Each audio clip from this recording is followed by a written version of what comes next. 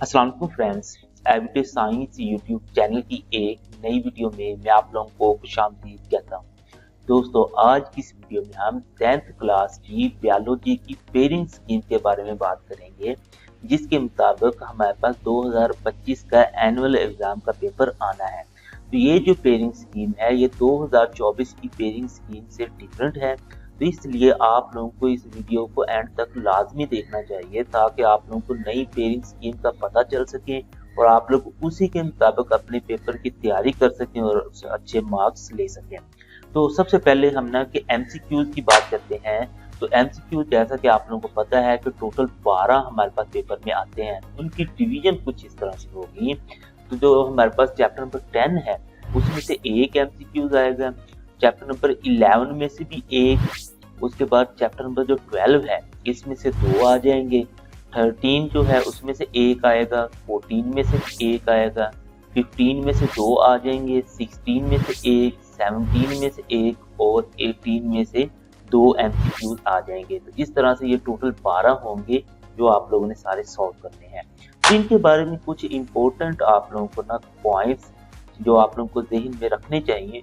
तो सबसे पहले जो हमारे पास 80% एमसीक्यूज होंगे ना, यानी कि तकरीबन कोई 8 से 10 एमसीक्यूज हैं, वो या तो एक्सरसाइज में से आ जाएंगे या फिर थ्योरी में से आ जाएंगे। लेकिन जो रिमेनिंग 20% एमसीक्यूज हैं वो या तो वो कॉन्सेप्चुअल बनाएगा या फिर वो जो आप लोगों की बुक है उसमें जो बॉक्सेस वगैरह बने होते हैं इंफॉर्मेशन के लिए उनमें से उठाएगा। तो इस तरह अगर आप लोग 12 के 12 एमसीक्यूज को सॉल्व करना चाहते हैं तो आप लोगों को एक्सरसाइज और थ्योरी के एमसीक्यूज के अलावा कॉन्सेप्चुअल और साइड बॉक्सेस वाले एमसीक्यूज भी तैयार करने पड़ेंगे। तो नेक्स्ट हम चलते हैं एमसीक्यूज के पास शॉर्ट क्वेश्चन के पोर्शन की तरफ। तो शॉर्ट क्वेश्चन का जो पहला पोर्शन होता है वो क्वेश्चन नंबर 2 होता है। इसमें टोटल 8 शॉर्ट क्वेश्चन आते हैं जिनमें से हमने कोई से 5 हल करने होते हैं। तो इनकी अगर हम डिवीजन देखें तो ये हमारे पास चैप्टर नंबर 10, 11 और 12 में से आते हैं। चैप्टर नंबर जो 10 है उसमें से 4 शॉर्ट क्वेश्चन आते हैं, 11 में से 2 और 12 में से 2। इस तरह ये टोटल 8 बन जाते हैं जिनमें से हमने कोई से 5 हल करने होते हैं। तो नेक्स्ट अगर हम देखें अपने क्वेश्चन नंबर 3 की तरफ तो उसमें भी हमारे पास टोटल 8 आते हैं जिनमें से हमने कोई से 5 हल करने होते हैं। तो इनकी डिवीजन इस तरह से होगी। ये चैप्टर नंबर 13, 14 और 15 में से आएंगे। अगर हम देखें चैप्टर नंबर 13 उसमें से 2 आएंगे, 14 में से भी 2 आएंगे और 15 में से 4 आ जाएंगे। इस तरह से ये भी हमारे पास 8 आएंगे जिनमें से हमने कोई से 5 हल करने होते हैं। नेक्स्ट हम अपने क्वेश्चन नंबर 4 यानी कि ये भी शॉर्ट क्वेश्चन का ये एक क्वेश्चन होता है। तो इसमें भी 8 आएंगे जिनमें से हमने कोई से 5 हल करने हैं। इनकी अगर हम डिवीजन देखें तो ये चैप्टर नंबर 16, 17 और 18 में से आएंगे।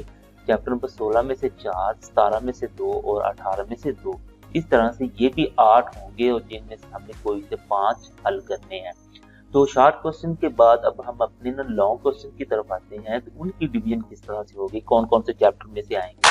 तो ये हमें पता होना चाहिए कि ये टोटल 3 आते हैं जिनमें से हमने कोई से 2 हल करने होते हैं और हर जो लॉन्ग क्वेश्चन है उसके 2 पार्ट्स होते हैं, ए और बी।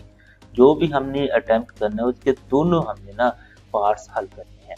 तो इसमें अगर हम देखें जो क्वेश्चन नंबर 5 यानी कि लॉन्ग क्वेश्चन नंबर 1 होता है वो चैप्टर नंबर 11 और 13 में से बनेगा।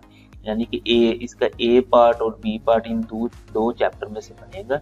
और इसी तरह अगर हम क्वेश्चन नंबर 6 की बात करें तो वो 12 और 14 में से आएगा।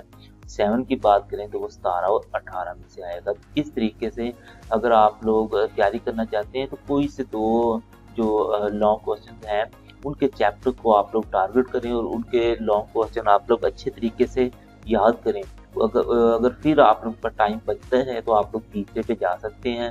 अदरवाइज आप लोग अगर 2 के लॉन्ग क्वेश्चन भी अच्छे तरीके से कर लेंगे तो आप लोगों का पेपर अच्छे तरीके से हल हो जाएगा। अब इसके बारे में कुछ ना कि इम्पोर्टेंट चीज़ें हैं जो आप लोगों को ध्यान में रखनी चाहिए। सबसे पहले जो लॉन्ग क्वेश्चन का ए पार्ट है उसके 4 मार्क्स होंगे और बी पार्ट के 5 मार्क्स होंगे।